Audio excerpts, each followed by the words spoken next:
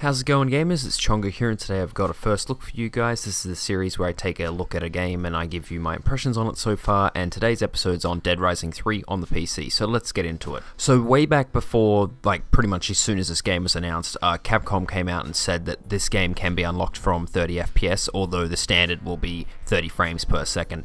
Now, they showed a gameplay of it at 60 FPS, and they even released a video of it, and I downloaded it and had a look. This was like 3 or 4 months back, and it looked okay, so I thought, okay, well, I'm not too mad about this game, because if you can unlock it, that's fine.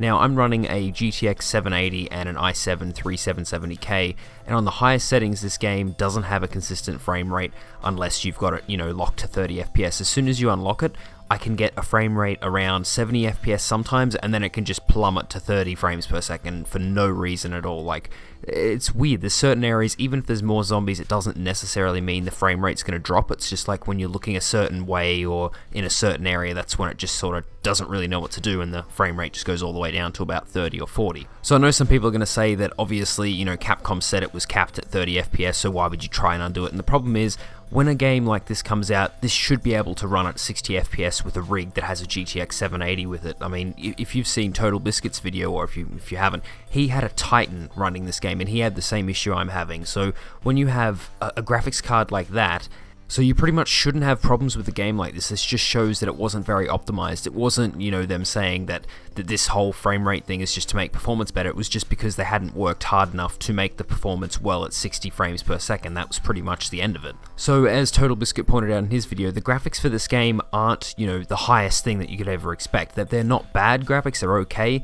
but they shouldn't be pushing these rigs this hard and not being able to have a consistent frame rate, which just shows it wasn't very well optimized as a game.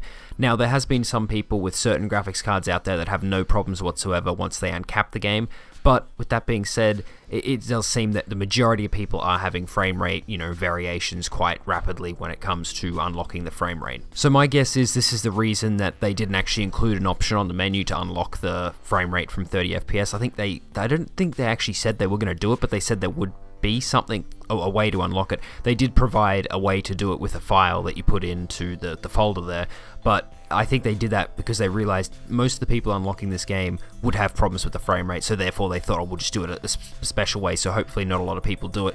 But obviously they don't understand how PC gamers work, and they want the best performance for their rigs.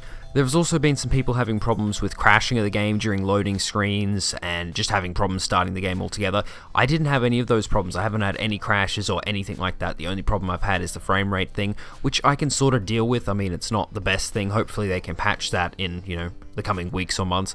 But yeah, I'm still enjoying the game even though the frame rate thing is a bit of a problem. I haven't really noticed any problems with using a keyboard or mouse or anything like that either. Sometimes though, when you go to the map, like your little cursor disappears and you have to work it out where it is without actually having a cursor there. That's pretty much the extent of problems I've had with keyboard and mouse. Everything else is perfect with the game.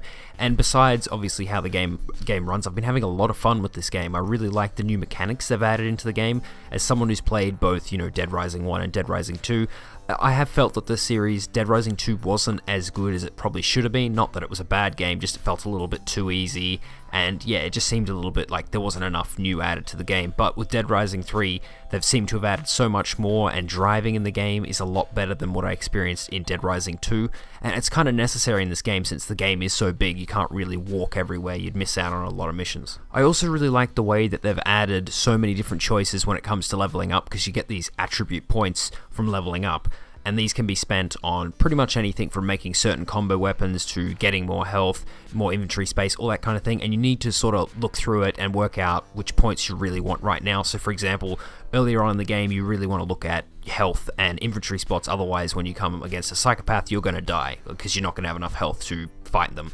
So those kind of things you need to be putting up, and then you can choose other points like, have more ammo in guns and have better melee and all that kind of stuff, which I really like that they give you that option so you can put in what you want. So if you want the game to be a lot harder, you can sort of avoid putting it in life and put it more into inventory and that sort of thing. So I have been enjoying the game so far. It's just a shame that it hasn't been optimized very well and there's been frame rate problems for most people.